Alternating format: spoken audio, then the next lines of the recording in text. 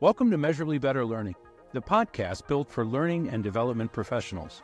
Whether you're an instructional designer, L&D professional, or corporate leader, get ready for insights and ideas that will transform your approach to learning, training, and development. So let's dive in. Welcome to this episode of the Measurably Better podcast. And today, I'm talking with my very good friend Miriam Taylor about curriculum mapping. And I think that for all the fun technology and AI and AR and VR and all the rest of it, there are still some core components of curriculum mapping that are absolutely essential to the success of learning. So, Miriam, give us a definition. What do you mean when you say curriculum map? What's going on in your mind when you say that? Sure. The interesting thing is in the organizations we work with, once I start to describe it, there's probably lots of different names for it. Roadmap, curriculum map, maybe it's just a plan. But the point of a curriculum map, or the purpose that we use it for, is to take a complex project. So we're not talking about a simple learning object or asset, like one job aid or a 15-minute e-learning module. We're talking about perhaps a scope, like a leadership curriculum, or compliance training, anti-money laundering, something like that. A large training. And often what happens is that gets overwhelming and different pieces get updated at different times. And I'm sure we'll talk about that more later, but we have various assets. We're not quite sure what state they're in.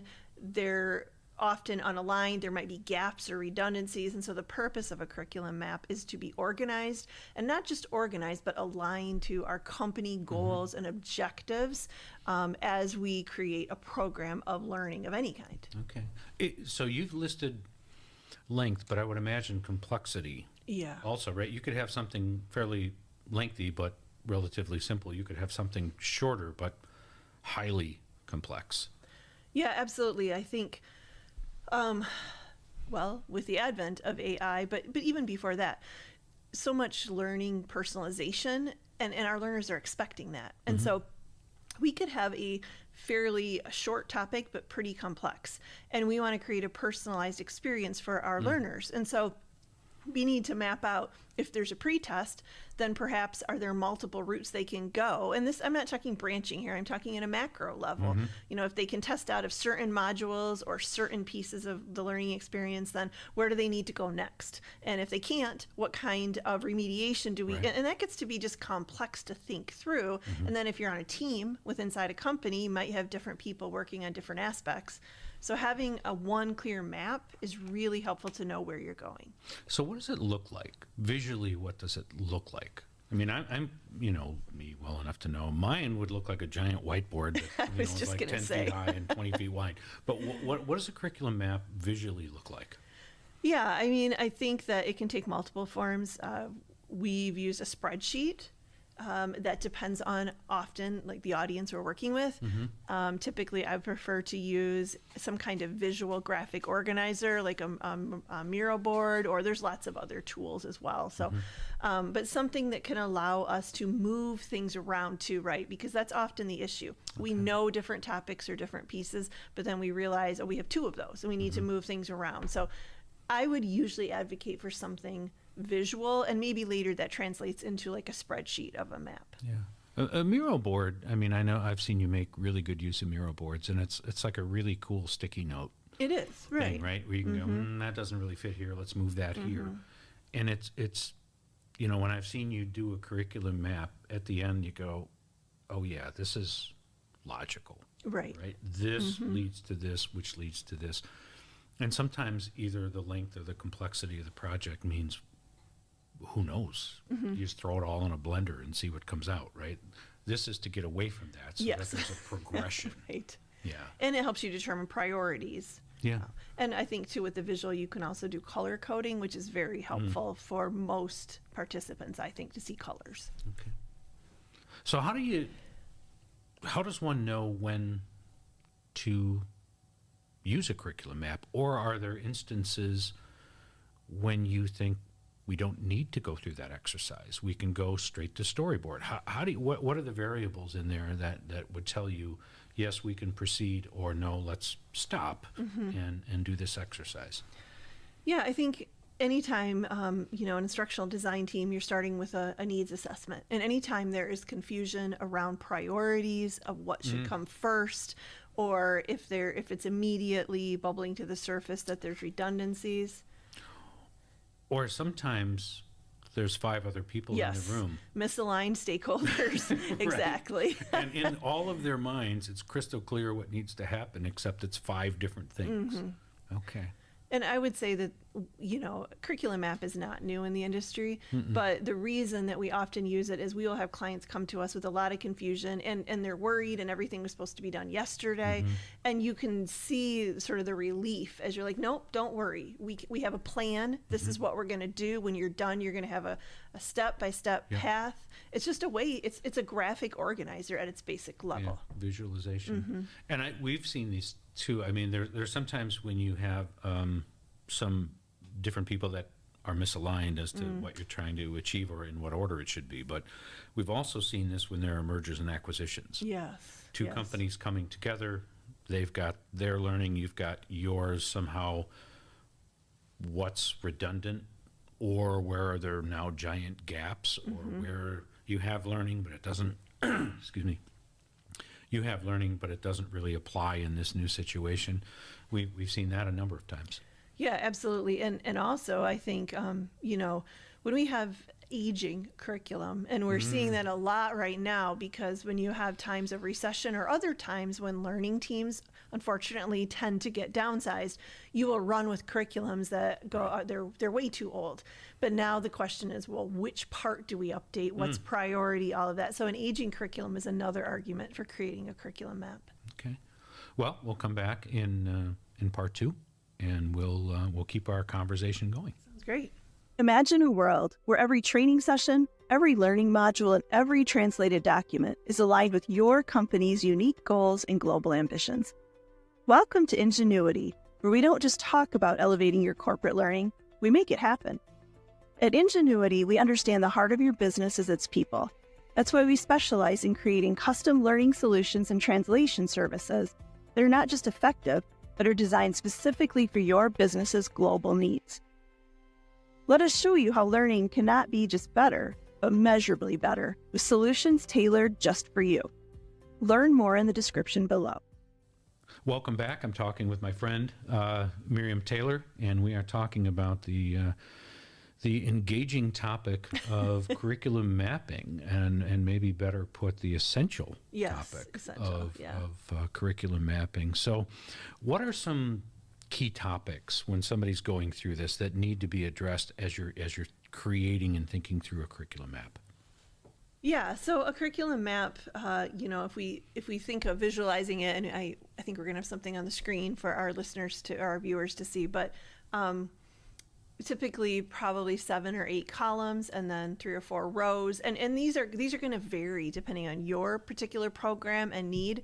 But some of the important ones that often get missed in the learning team, right? Because I do this all the time. If we build it, they will come, right? Like, it's just so amazing. Like, I don't need to worry about the companies. If only that were true. I know, exactly. So I would say the very first column, one of the very first, or several columns, need to be business goals, organizational goals, any key KPIs, anything like that has to be first. Do you think learning teams are familiar enough, not with their own objectives and goals, but do you think they're aware of overall business goals, overall organizational goals, not in small businesses, but I mean, some of our clients have hundreds of thousands of employees. They have, dozens, and in some cases, many dozens of global locations.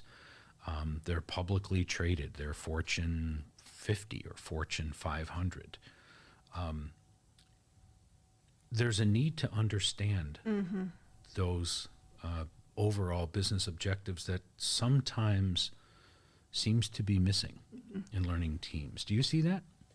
I do. I mean, in the larger companies, there is typically a CLO or maybe a CHRO, obviously. Whether And those people have a seat at the table.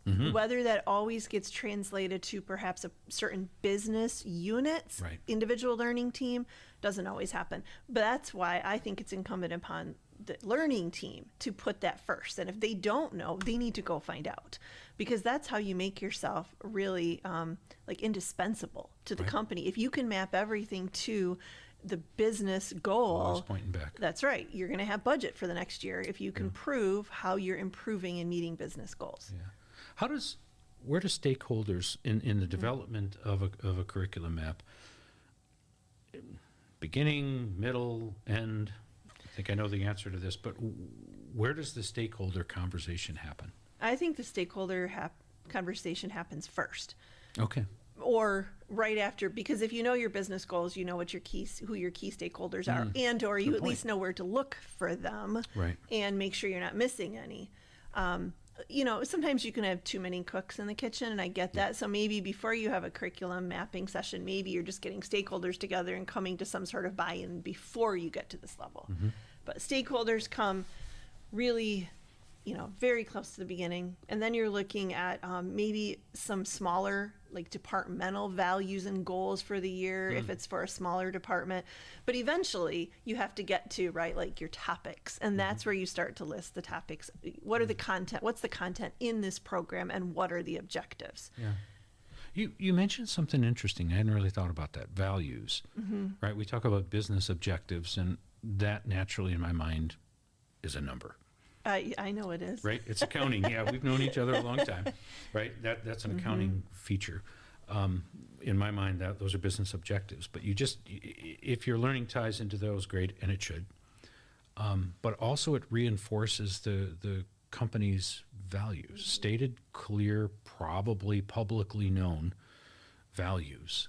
Talk about that a little bit. I really like that idea. Yeah, I think we've all been a part of organizations, unfortunately, or seen them where there's like values listed on the wall and nobody could name them. We don't know. We just walk past them every day.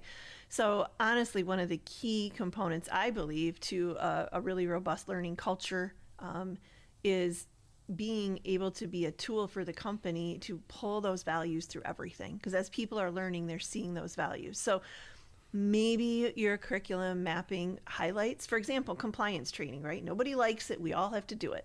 But if I can tell the story and explain the why, this is why we're doing this compliance training, because it's a value of our company. We want to keep you safe, or we need to keep our clients' money safe, or their employees safe, or whatever the situation is. Now I understand the bigger picture, and I'm interested as a learner in going through the compliance training because it ties to the value. Why am I a part of this company, and what do we value? You mentioned learning culture. It's one of those things very hard to measure, very hard to clearly state what it is, but you know it when you're in it, a good one, and you also know it when you're in a bad one. How does curriculum mapping connect to the creation or enhancement of a learning culture?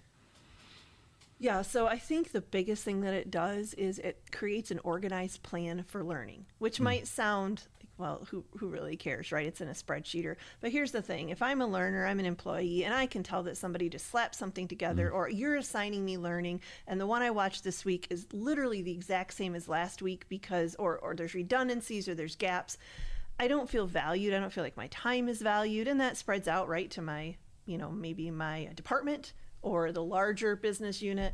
And so if we have a clear plan as a learning team, and we can let members of the organization know, here's why we're doing it, here's the plan, here's how it fits. I mean, as humans, right, we need to make sense of things. And I feel valued now. There's a mental map. There's a plan, exactly. You've explained the purpose, you've explained how this is going to go, and I know how to experience it. Well, this podcast is part one, because there are more things to say about curriculum mapping. And so we invite you to tune in to part two, and I look forward to that conversation. I do Thank too. you, Miriam. Thank you. Before we wrap up the show, if you're looking to dive deeper, we've got tons of free downloads, L&D resources, and details about upcoming webinars that you won't want to miss. They're found in the episode description. Plus, if you ever want to chat with either one of us, now's your chance. You can find links in the episode description to connect directly with Miriam or me. We're here to answer your questions and to discuss all things learning and development. And speaking of questions, we love hearing from you. Whether it's a question or a comment or a topic you're curious about, or if you just want to join the conversation, drop us a comment on your favorite social media channel. Your input shapes our shows. Don't forget to subscribe to our podcast on your favorite platform. It's the best way to ensure you never miss out on our latest episode. We're excited to continue to transform learning into a measurable success with you. Until next time.